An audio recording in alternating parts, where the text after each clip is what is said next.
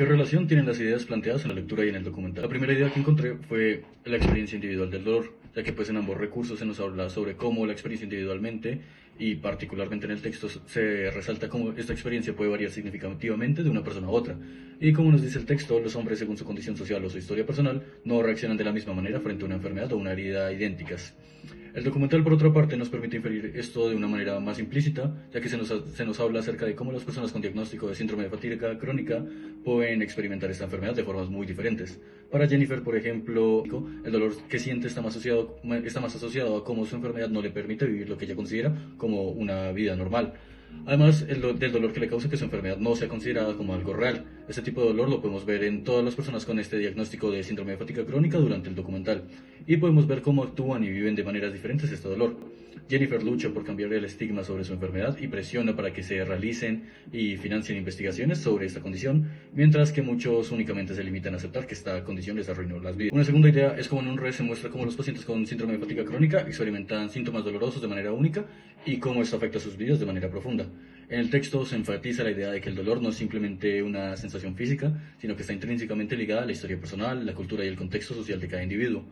Para este documental vendría siendo cómo a estos pacientes les genera un dolor adicional ver que en su contexto cultural su condición es algo inexistente. En un rest se nos muestra cómo la enfermedad afecta las relaciones personales del matrimonio de Omar, y esto pues viene representando un impacto social. Podemos ver cómo en un inicio esta enfermedad destruye la vida laboral de Jennifer y la interacción con el sistema de atención médica, como los doctores no comprenden el dolor psicológico que trae consigo esta enfermedad para Jennifer, tratan de medicarla para aliviar estos síntomas con antidepresivos, pero pues es algo erróneo. Y al no presenciar un dolor físico, solo piensan que está cansada como todos los demás y que debe aprender a vivir con ello. Pero como nos dice una vez más en el texto, no existe una única respuesta establecida al dolor y nuevamente los médicos deben tener en cuenta eso también para tratar a los pacientes. Esto nos lleva a analizar la tercera idea, que es la medicina y el dolor. Tanto en el documental como en el texto se aborda el papel de la medicina en el tratamiento del dolor. En Unrest se muestra cómo los pacientes con síndrome de fatiga crónica a menudo luchan por ser tomados en serio por los profesionales de salud y cómo la falta de comprensión médica y el trato dado por ellos puede agravar su sufrimiento.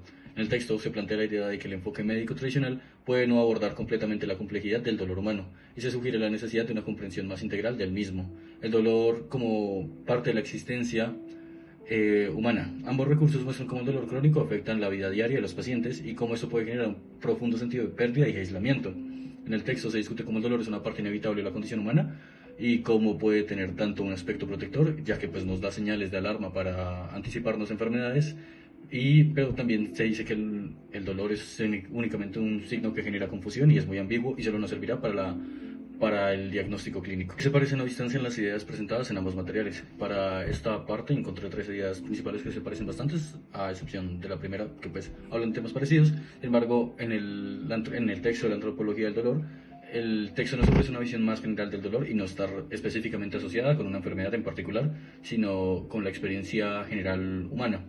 Mientras que en el documental de Unrest se nos muestra cómo los pacientes con síndrome de fatiga crónica enfrentan dificultades para que se les tome en serio por parte de los profesionales de salud, especialmente debido a la falta de comprensión sobre la naturaleza compleja y bizarra de su enfermedad, y esto les llegue a ocasionar un tipo de dolor psicológico. Y podemos ver que pues, se comparten similitudes en cómo son las descripciones del dolor, tanto en el texto como en el documental.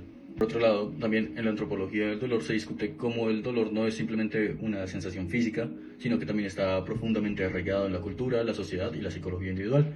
En Unrest podemos encontrar un abordaje sobre lo que es el dolor de manera parecida. Sin embargo, en este documental vamos a encontrar principalmente que se resalta la importancia de una evaluación completa y comprensiva del dolor por parte de los profesionales de la salud y que no solo se tenga en cuenta los aspectos físicos de este, sino que también se tengan en cuenta los aspectos emocionales, sociales y culturales. El texto nos habla sobre cómo cómo al haber una falta de comprensión médica puede llevar a la subestimación del dolor y el sufrimiento de los pacientes, así como una falta de acceso a un tratamiento adecuado para ellos.